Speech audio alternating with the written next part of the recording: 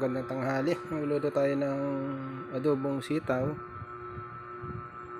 Ito pala yung proseso ko guys. Pinakulan ko muna yung tubig. Tapos ilagay ko yung sitaw. Mekos lang.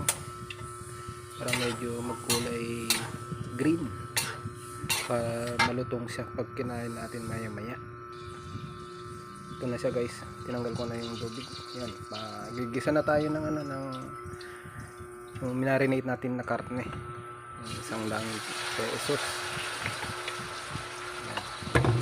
Gisa-gisa lang natin yan hanggang sa medyo lambot-lambot ng konti. Takpan natin. Yan, medyo kumulo na siya. Natuyo na ng konti.